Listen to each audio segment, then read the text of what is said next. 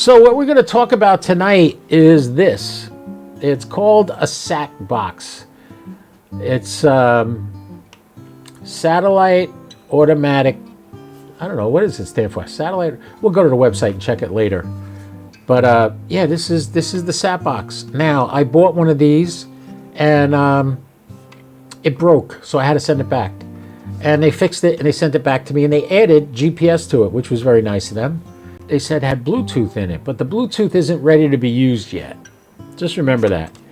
So what I ended up doing was I said, all right, well, I bought a second one, so I had two. So in case there was a one burns up or I get hit with lightning or something like that, I got a spare. These things are invaluable. I titled this,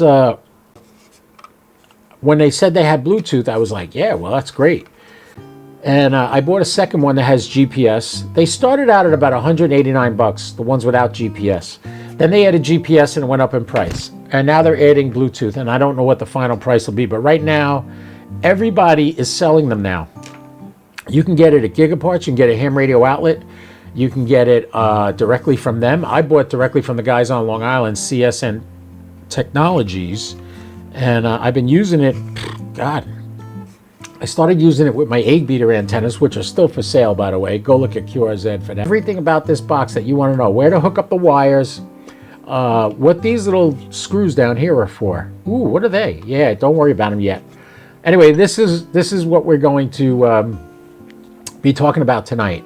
How to initially connect it, how to connect it to your Wi-Fi, how to then, once you connect it to your Wi-Fi, how you get into the controls on this. The screen that you see here, this screen on my left, that screen is coming out of this SAT box. Not this particular one, another one. And I have another one hooked up on power. I'm going to show you when you get it from CSN Technologies, everything that comes with it, how you hook it up, how you program it for your own Wi-Fi, and how you use it. And I'll teach you a couple little tips that are not blatantly obvious when you get this and when you set it up.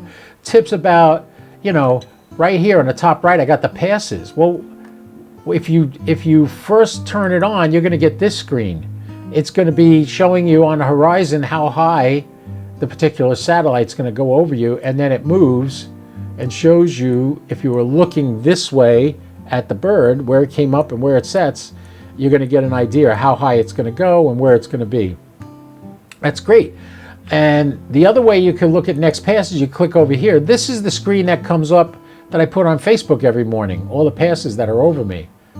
So yeah, the ISS is down right now. The next pass is at 720.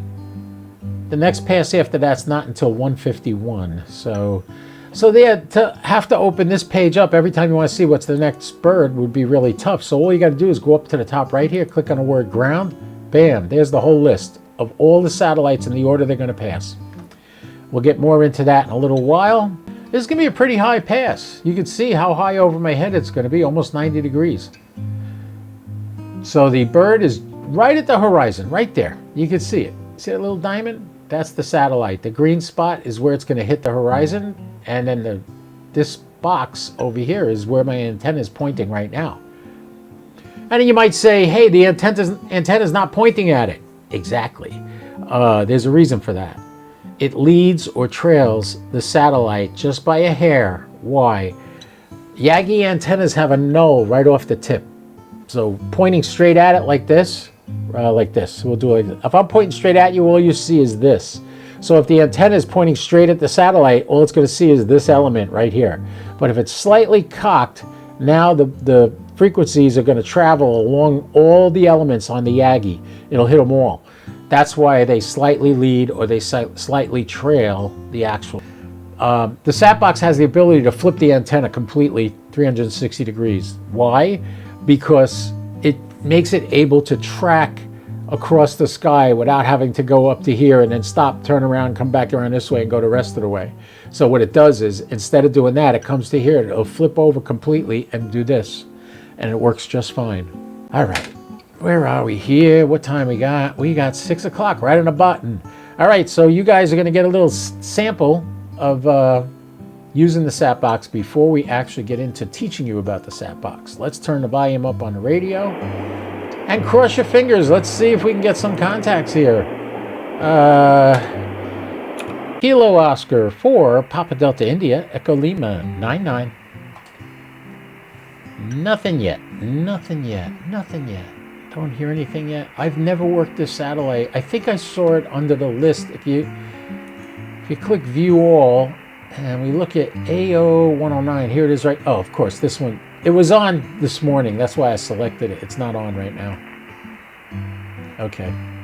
No need to putz around here. Okay, so here's what you get when you get a SAT box. You get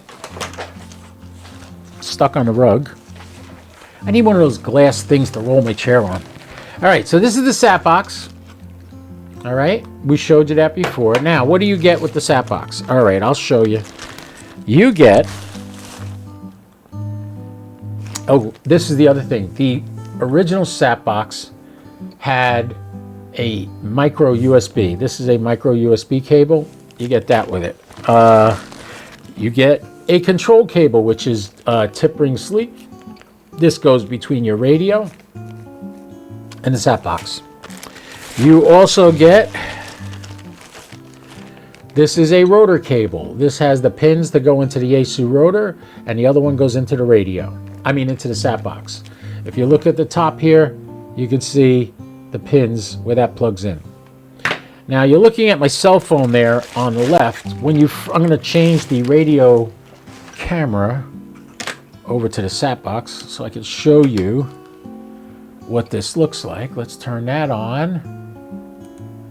All right, so here is, when you first get the SAT box, this is what's going to happen.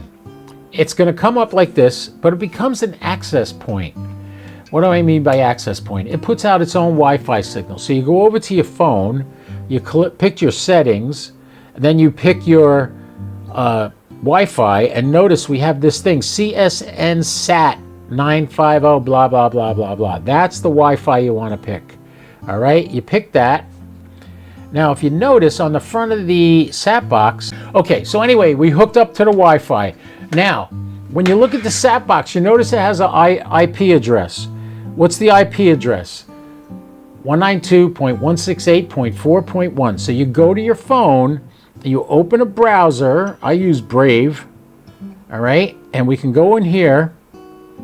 There we go. And we could type in 192.168.4.1. Oops, 1.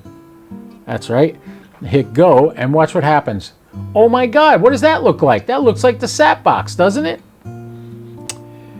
Network, that's where we go. So over here on this screen, PGM6G is my Wi-Fi, and you can see it right on the top. So you go over here and you type in the password. Oh, I don't want you to know my password. Why is it showing the password? Anyway, you type your password in there, and then it will connect to your Wi-Fi. What happens next? Immediately, once it connects to your Wi-Fi, it gives you another IP address. So I hit enter. Did it connect? Oh, I didn't hit connect. Now I hit connect. Bam! I just hit connect. And now we won't be able to do anything here. Because what's going to happen is, if you look at the SAT box, you see what it says? Looking for Wi-Fi. Wi-Fi connected. Notice the IP address changed. All right, so this is not needed anymore. So we'll shut that off, thank God, because that was causing such a pain in my butt. Let's close all the stuff having to do with the phone. And what we're going to do is, it says Wi-Fi connected. So now we go to our browser. We can go to the SAT page. All right, so here we have our browser. Now, this is hooked up to an existing IP address that's on another SAT box. So we'll put the right IP address, which is 192.168.68.4. Go. Okay, so this is now the SAT box that you're looking at in the radio window right there on the bottom right. That's the Wi-Fi we're connected to right now. This is when you first hook up the SAT box. This is the screen you'll get once you hook the SAT box to your Wi-Fi with your phone, and then you get out of your phone and you go to your computer and type in the IP address that comes up on the screen of the SAT box. Now, this is what you're getting. So this is the SAT box that I'm just setting up now. It's plugged in right here. This is it. This is the one we're working with right now. I have it plugged into a USB port. All right, so now we have the SAT box connected to the computer. The computer does nothing other than display the output of the SAT box. The SAT box is self-contained. Once you connect it to your Wi-Fi, it has the ability to go on the internet and download any frequency information or whatever. So I'm going to show you now how to set this up. We're going to start going through this entire menu down here. This whole menu, we're going to go through it really quick. So control is your rotor control. I don't have the rotor set up on this SAT box, but here's your azimuth, elevation. Where do you want it to point? Latitude and longitude, or what grid square you want it to point to. You could save grid positions. You could save them here too. If you want to manually just move your rotor, you hit up, down, left, or right, and you can remove your motor. Remove your rotor. Talk much, Mike? All right, the next tab, this one, TLE and frequency database. This is probably your most important item. What you should do here, when you hook this up for the first time, go up here to where it says update TLE. The TLE is when, where, and how high the satellites are moving. It's not the radio. It's just where's it going to be, when's it going to be there, and how long is it going to be there. That's basically what the TLE data is. So what you should do is click update TLE, and you'll watch in a second it'll come back and it'll tell me it updated the TLE data. And you set, and there's the confirmation. 173 satellites were loaded in. So you hit OK. All right, now you're not done yet in this page. You see internet update? That is the frequencies that are on the satellites. You should update that. Hit internet update. Same thing will happen. In the window, it says, oops. Yeah, it updated the TLE. We got the answer back, and we tell it OK. Now, say it's all screwed up and you can't get anything done, and you don't have anything in the log or anything. You hit reset from internet, and it'll get everything. So internet update, reset from internet will upload the base setup that you had when you turned it on for the first time. So now you can save files, you can upload files, there's a whole bunch of stuff you can do here, but basically all I do is internet update about once every 2 or 3 days and update TLE every day automatically. If you look over here, it says auto update 7 days. I don't do 7 days, I do 1 day. That's what I put there, 1 day, and I tell it to save it. Make sure whenever you change something on one of these settings, there should be a button there somewhere that says save. For instance, this says ground track. How many hours or how many orbits do I want to track of a satellite before and after? So you could change this to orbits, and you could tell it save, and it will show you 3 orbits on whatever satellite you pick. We'll close that now. Rotator kind of gave you a little bit of idea what that is. This is where you set up,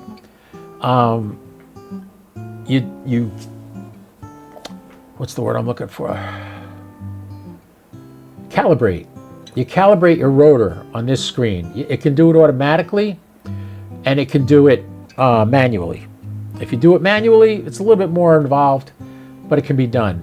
That is, when I showed you on this one, the screws on the bottom, that changes the voltage settings going to the rotor. Don't mess with them unless you're on the phone with Keith or Mike or Frank from SAT, because you don't want to mess that up. So most of the time you can just do it manually and it'll do it. Post pass, what do I want it to do? Do I want it to stop the antenna, move it to park, or move it to ready? What's park and ready? I'll show you that. Right here you have park position. Right now it's set at 0 on everything, and same with ready position. I like to put it pointing straight up and down, centered. So I make it like 180 and 90, and I just leave it at that. The reason I do that is for wind and stuff, less resistance on the antennas, less wind load on there. And then the tolerance, don't mess with that unless you're talking to Mike or Frank or Keith at S.A.T, at CSN Technologies, because they'll walk you through that. And then at the end, you hit Save Rotor Settings. I'm not going to do that right now because I'm not saving the rotor settings. Next is the network. This is my Wi-Fi right there. Notice you don't see my password because it doesn't save it there. You have to type it in each time. And you hit connect, but we're already connected. If you're having trouble, you can get network. The MAC address of this unit is right here. All right, so we'll close that. Radio. Now, what kind of radio do you have? I use a 9700, so this already, but you can see here's all the radios that work with this setup. You got the ICOM 9700, 9100, the 7100, the 5100A and E, the ICOM 820H, 821H, and 910H radios. And I don't know what the hand-lib SDR is. That might be just like a dongle or something. But depending on what radio you have, you pick what you need. Me, I'm a 9700. The baud rate is 19.2. All right. The address is A2H. I will show you on a 9700 where those settings are in a second. I set it up so that the main, that's your AVFO, is always the uplink, and the sub VFO, the BVFO, is always the downlink. Update intervals, 500 milliseconds, that's good. Tuning steps you don't need. After pass mode, make it lower sideband. And then you say save radio settings. We're going to go through these quick, and then we're going to come back and do some more stuff where I actually show you on the radio where to get that address. So here you hit location. You would put in your call sign here, your grid square here, and then you put your latitude and longitude. You can get that right off of the QRZ page. And GPS activity, we want to enable it and make it auto grid mode, because this has GPS. I'll show you where you can see how many satellites it's picking up in a second. Time zone offset, I think that's for how many hours off of Greenwich Mean Time you are. So yeah, you don't have to worry about that. QRZ login. This is very important. So this would be my call sign, my password, and then you get your weather key off of QRZ and put that here. And no, that's a weather API key. That's a separate thing. That's if you have a weather station. But your QRZ password and login is important, because I'll show you when you log your entries into the log on the SAT box. As soon as you type in the password, the call sign that you heard, and hit lookup, it gives you all the information you need, and it also saves that to the log. And I'll show you how that works. All right, LCD brightness. I usually leave it at 4. Time format, I have AM, PM. QSO log type. I didn't even know they had that. That's new. Oh, look at that. Log for old men. Oh, if you have AC log or log for old men or ham radio deluxe and 1mm, you can format your log for those particular things. DS commander port. I don't know what that is. QSO log IP. Don't know what that is. All right, let's close that. That is the location settings. Then comes the log. There's two ways of logging. One is you click on QSO log, and this is the screen you get. If you want to have a separate screen, you hit on window. Another window will open up. Let me get that on the screen. Go to this drop-down menu.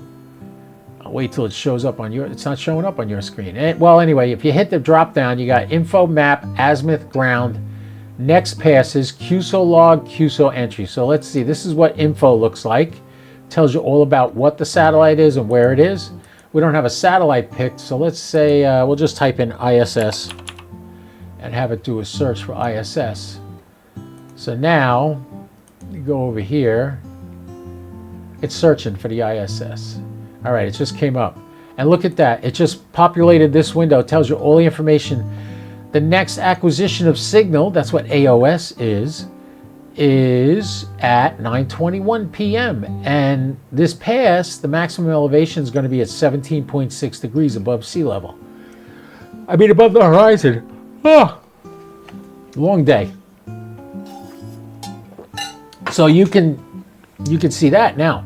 So this way, if you want to look at this on a separate screen, you can do that. The other things you could do on here, you could actually put a map. Here's a view of the next 3 orbits of the ISS and where it's going to be. You can hit azimuth. It'll show you this chart to show you where in the sky the ISS is going to pass, right?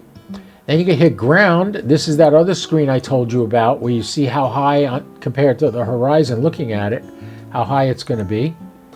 Next passes is all the next satellites that are coming over that you selected. And I'll show you where that is, where you can select. I don't even want to wait for this, forget it. QSO log. These are all the QSOs I've made. QSO entry. This is another one. Remember I said you can get it. Oh, I didn't pick satellites. That's why it took so long. Let's go to next passes again. Look at this. All these satellites are over me right now. Everything you see in green is over me right now. That's how many. What do we got? We got 2, 4, 6, 8, 10, 12, 14, 16. 16 satellites over me right this minute. Isn't that amazing? Some of them are really super high. Some of them are very low. If they're low, they're not going to be green. If they're right over me, they're going to be green.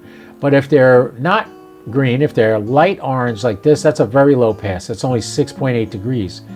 This RS-30 is 31.27 degrees. Now, these are giving me every single satellite. There's like 175 satellites in the memory. And this is showing me all of them because I haven't selected the ones I want. Actually, let's close this up. But that's what you can do there. And then you can go to the top again. And you could pick QSO log. This will show you everybody you've already logged. If you hit QSO entry, this is the screen you get to if you hit QSO log on the main screen. This QSO log, if you click that, that comes up. And if you do another window with it, this comes up. So you can see it's the same information in both windows, right? But one of them is whatever one you want to use is the best. When I used to do IO 117, I used this one on the computer because this window would time out after a while. And sometimes it was a long time between contacts on IO 117. Anyway, so this is where you would enter your log information. To open that separate window, you click the window button and then you select what window you want, okay? We're not gonna go there right now, we're gonna close that. And next we're gonna talk about the schedule. Now this is great. A couple of years ago, the ISS between Christmas and New Year's sent a series of 12 slow scan TV images. So I wanted to automate the process of recording those slow scan TV images coming down from the ISS.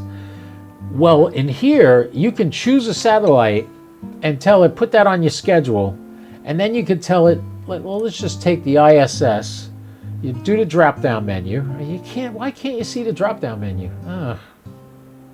I don't know why, but all right, let's pick ISS right there. And we want the voice let's say we want, the imaging transponder. There.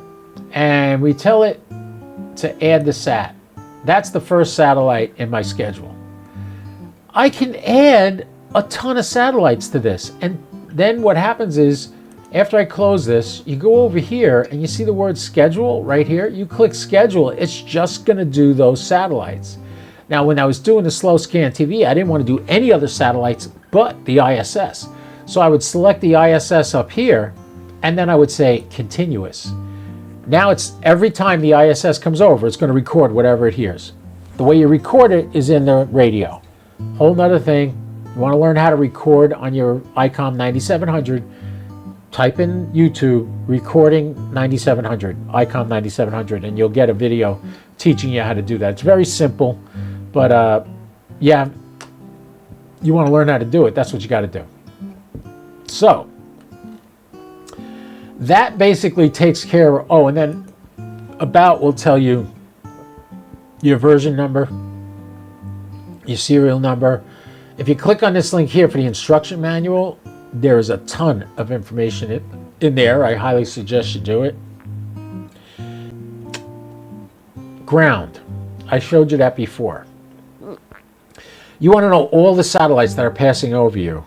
You click on the word ground, and here come all the satellites that are going to be passing over me today, and the time, the elevation, and which ones are up, which ones aren't. That's a nice little trick. This window, remember I said to you, you could tell how many GPS satellites it has? If you go over here to the word stat, click on it. These are all the GPS satellites that I'm receiving right now. So, believe it or not, there's times of the day where there's no satellites up there. Or that can also be affected by solar wind, sunspots, whatever. That's something you want to keep in mind. You'll go back to the other page, hit grid, or hit stat again. Come on, here we go. And this shows you the antenna position with this. And it will show you the track of the satellite. Let's just click on UWE4. I don't even know what that one is. Oh, it's an FSK thing. But there you go. Here's where it's going to... This is it right now. It's right over us right now, getting ready to set. Let's look at Inspire Sat. Come on, load. There we go. Wow, this thing has an up and a down transceiver. Who knew? I've never worked this satellite. Also, there's nobody talking on it. I'm looking at the waterfall. Oh, it's just rising right now. Oh, and I don't have the antenna. We're going to put the other sat box on here, the one that I have programmed already. All right, let's go to View All. And let's select that Inspire Sat-7. It's got a question mark next to it. This is how you choose what satellites you want to follow. Notice I don't have them all checked. On this box, we're looking at a different sat box than the one you're looking at on the live stream. Video, location, that's what I'm looking for. See, in here, I filled out the location. I got my call sign, grid square, latitude and longitude. I can tell it used GPS, but I typed that in myself. And here's my login and password for QRZ. So this way, when I do a lookup on the external window, let's open a window and show you how that works. There we go. Okay. Show you how this works. Look, I'll put my call sign in, KO4 PDI. And just hit lookup. Bam. There I am. There's my grid square, my state, my signal report. Now, this is what I was going to show you also. In here, in white, it says $, the letter M, $, the letter C, $, the letter N, and $, the letter S. If you put in this line here, if you type those in, when you save this, I'll show you what happens. I'll tell it add entry, because what this does, the S puts the satellite name, the N puts their name, the person I talked to, the C puts their call sign, the M puts my call sign. So we'll add entry, and now I'm going to show you, I'll close this, and I'll show you what that looks like over here. On the this is the log right here. Inspire Sat-7, I'm KO4 PDI, I'm in Echo Lima 99. I talked on Inspire. Michael Randazzo, talk to Michael Randazzo. That's what this means. But that's, if you put those letters in there, it'll put that information in your log.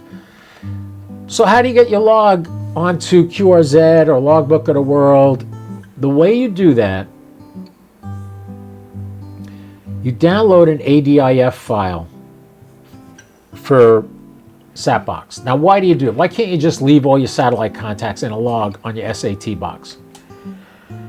Because the box can only handle 100 memories.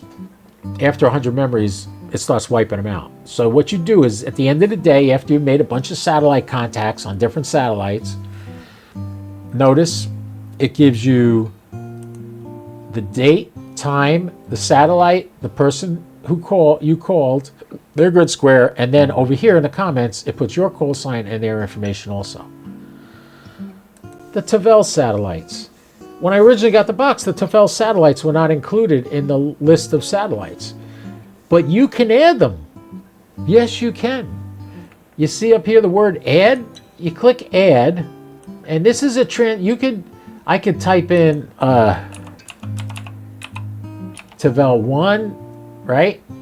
And I could say the frequency up, I type it in, frequency down, the mode up, the mode down. Now the Tavel satellites are FM. So you put FM there, FM there. Say it was uplink is 145.280, and there is no bandwidth because it's an FM bird, so you don't put anything there. And the downlink was 435.25, right? And I could say then at that point, I could tell it to save it, right? But I don't want to save it because it'll mess up my list because I'm on my the actual SAT box I use. But you can save that, and then it will appear in this window here when you go to Tavel 1. It'll appear there. Another thing. Now look at the ISS. There's so many radios on the ISS, but you can't talk on all of them. There's only a couple of them you could talk to. When the APRS radio is working, you can do APRS messages to it, but most of the time it's just the FM repeater that's working. So if your radio is not set up, not your radio, if your SAT box is not set up, it might, when you first log on, it might go to the APRS transponder. Well, you don't want it to. You want it to go to the FM voice repeater. So click on the FM voice repeater frequency right here. And you see this little box? Select this transponder first. You click on select this transponder first. Now, every time I go to the ISS, that transponder is going to be the first one that comes up in a window. All right? Now, there are many, many details of more things you can do with this, but I don't want to burden you with this video. Maybe if somebody sends me a question, I'll fine-tune an answer based on what you really want to know. But nobody's putting questions in the chat yet. So, all right. So now we've got it hooked up. We haven't set it up with our rotor, but we have it hooked up, and it's going to track satellites. Now, what you want to do, if I go over here and hit View All, the ones with the blue check marks are the ones that I choose to go after. Those are the ones I want to copy, and I want to see where they're tracking. For instance, over here you got XW, 2B, 2C, 2D, 2E, 2F. These used to be great satellites, but their batteries are going dead and they're starting to kick the bucket, so you're not going to get any contacts on any of these anymore. So why would I have them come up on my screen the next pass they're coming? I don't even want to be bothered with it. SO50 is obviously wasn't heard. This red diamond tells me that somebody reported it as not heard. And the way you do that is right over here where it says report status. You go over here and you click on one of these. I'll tell you this much, it automatically says active if you put in a QSO entry on that satellite. So if it sees you made a contact on that satellite, it's not going to let you say it's not active. So that's good. And that comes in handy for future people, because like the satellite passes us at a certain time. Say it's going south and it's going to go to Panama and South America next, and those guys can look ahead of time before they can hear the satellite and see what the status is. You can do it there, or you can do it on the AMSAT website on here. I've showed you guys many times how to select the satellite, just say AO109, and it was downlink only, or uplink and downlink active, or not heard, or ISS crew active. Now, do me a favor. ISS crew active, that'll light up a purple box on the chart. Do not ever click ISS crew active if you didn't make a QSO with them. Espeta, listen to me. Got that? If you didn't actually talk to an astronaut, do not mark it crew active. If you listen to a school feed, that's not crew active for you, because what people are reporting here is your personal contact. If you just hear people talking, that doesn't count. I want to show you something. I think here's one was not heard. Let me see. Every now and then you'll get a purple box here, and you know it wasn't true. And I'll tell you how you know. Because when Kjell Lindgren and Woody Hoberg were using the radio, there'd be a box with 15 purple boxes in it. Then you knew they were talking to an astronaut. But don't Don't mark, because what happens is people get freaked out. They say, oh man, I missed it. I didn't get to talk to the astronaut. Trust me, I've talked to an astronaut 7 times. I have the QSO cards to prove it. And they're all in my log. And they're logged correctly with Logbook of the World. Yes. Log your contacts on satellites with Logbook of the World, not QRZ. Log it on Logbook of the World, and then later on, sync your QRZ logbook with it, and you will get credit for talking on the satellites. I learned that from N3 UPS. He's also the guy I bought my 705 from. That's Sloan. He is in Orlando, and he's a pilot for United Parcel Service. SO50 is a little quirky. It shuts itself off after 10 minutes, unless somebody's using it. If somebody's talking on it, it'll keep going. But after 10 minutes, if nobody's using it, nobody's accessing the repeater, it shuts off. How do you turn it back on? Aha, I'm going to tell you. All right, so I got a double screen here. What is this? Let's close the QSO window. Okay. All right, so here's SO50. Now, this is one little tidbit of the 9700 that I love. You can do this. So say I key to mic, the PL tone is 67. I key to mic, Kilo Oscar 4, Papa Delta India, Echo Lima 99, and I get nothing. I'm not hearing my voice come back. I'm not hearing anybody else talking. There's a possibility that the satellite is shut down. How do you turn it on? Okay, right here, in this little spot right here, you see it says PL tone 67? Click on this and move it to 74.4. Listen. Put it on 74.4. Key your mic for 2 seconds. That will turn the repeater back on, then switch to 67 and transmit again, and you'll hear yourself come back. Now, in the 3 years I've been doing satellites, maybe twice I had to do that. Most of the time, somebody's hearing it before I get to it, so if it's not on, they'll turn it on. So it'll be on when it reaches when the footprint reaches me. But that's like a little trick that you don't know about. There's another satellite with a quirky little thing. That would be RS-44. Let's look up RS-44. RS-44 is extremely unique. RS-44, when it was launched, had an error. The satellite never separated from the second stage. So the booster is still connected to the second stage. Well, if you remember me telling you in the past,